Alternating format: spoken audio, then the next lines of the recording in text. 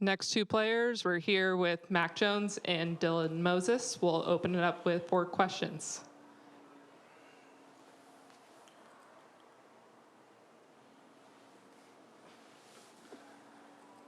All right, Dennis Dodd, open it up. Matt, what's it like to have, those 3 receivers able to do what they do, at any given moment? Yeah, I mean, those guys just get open and make plays, and the offensive line blocks real well. So when you can do double moves and passes down the field, it's really the offensive line that starts it all. And, just throwing it up to those guys, if it's one-on-one, they'll make the play. James Ogletree, you're up.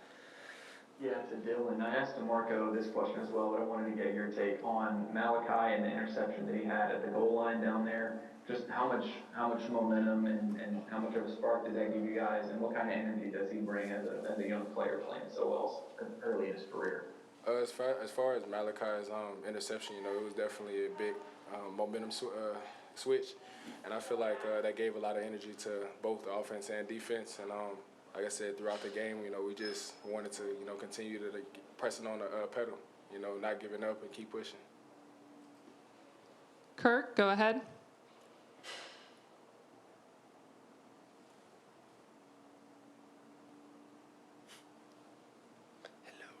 Yes, Mac, the first play game didn't work out very well. How do you brush that off? Good to hear. I mean, yeah, we always go over our openers, and it was a great play. I'm not really sure exactly what happened, but Smitty was wide open. I should have really just got it out to him after they brought a corner blitz. So that's on me, just getting the ball out there early on a double move to those guys. AP Stedham, over to you. I have a question for Mac and Dylan. Mac, what was your goal coming into this game when you watched their secondary? And Dylan, what was the difference for the team in the second half that you had to shut out? You want to go first? Sure. I mean, the goal was just to win the game. Like, you can look at their defense, and we said this all week. They have good players in the secondary. They have good linebackers. They have good defense linemen, but so do we. So the goal was to score more points than they did, and I think we did that. I know that sounds cliche, but you just execute and do your job, and good things will happen. As far as for us, it was just, not getting complacent, playing 60 minutes. We knew that, they're a great team. Georgia's not a pushover team. They were the number 3 team in the nation for a reason. But it's just as far as for us, like, we just wanted to play 60 minutes and, do what we can. Tony Sakalas, you're up. Matt, you're the first Alabama player to pass for 400 yards in 3 straight games. First of all, what do you feel about that accomplishment? And is this success what you envisioned, or is it even more? Yeah, I mean, I'm just glad we won the game. Like, if we just keep winning, everyone will get stats or whatever you guys like.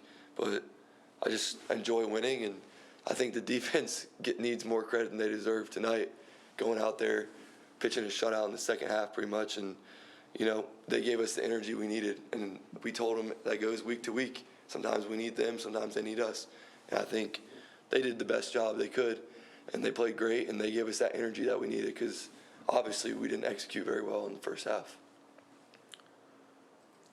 Mike Rodak, over to you. Mac, I think you targeted Devontae 27 times the past 2 games. He has 24 catches in those 2 games. Just what has led to that connection blossoming, I guess, these past couple weeks? Yeah, I mean, I just trust Smitty a lot. Just banked reps that we have over the past 4 years. And when a guy looks at you in your eyes and says, throw the ball to me, he said, I don't care if I'm triple covered, throw it to me. I mean, it's hard to turn that down. He's a Jordan-level competitor. So if you can get him the ball, then he'll make the play. Michael Casagrande, go ahead. Yeah, for Mac, fourth quarter, you guys kind of grinded the ball, ran the ball down the throat, just kind of finished the game off. How satisfying were those drives, and how does it feel to finish the game off like that, kind of old-fashioned football? Yeah, it was great. The defense stopped them, kept stopping them. I think we were up by like two possessions or whatever, and they missed the field goal, and we just had to get a few first downs, running the ball, throwing some RPOs, and just executing that. But the line like, you got to make sure that I told them that it's not over, and they did a great job of proving that by going down there and driving the ball down and spinning the clock down. We have time for two more. Brett Hudson, you're up. Dylan, how would you grade the run defense through 4 games, and what do you think it needs to be better? As far as the run game, I feel like, just being more consistent, because like I said last week, you guys know what happened. But as far as like this week, it was just more so, stopping the run and doing what we can to get off the field on third down. And I feel like we did a good job of doing that. Like I said, there's still areas with improvement that we can have. And like I said, we're just not getting complacent. I feel like we still have a lot more work to do. This is just the first big step for us. Final question will be for Charlie Potter. For both of you guys, just what was the team's reaction whenever you found out that Coach Saban was going to be able to be on the sideline in this game? I mean, I'll start and Dylan can follow, but I mean, it was pretty crazy. Like, we were just in our little quarterback meeting, and he just showed up, and like, you look over and Coach Saban's walking in. So, I mean, from that perspective, we're fired up. But at the end of the day, he told us that we were ready and that we got to go make plays. So either way, obviously having him on the sidelines was great and brought some good energy too. Well, as far as for me and the defense, like, we were definitely confident whenever we walked. When we saw him walk into our little meeting that we have usually before we do our walkthroughs, the energy definitely went up, and our confidence level just went through the roof. Thank you, Mac and Dylan. Appreciate it. That wraps up tonight's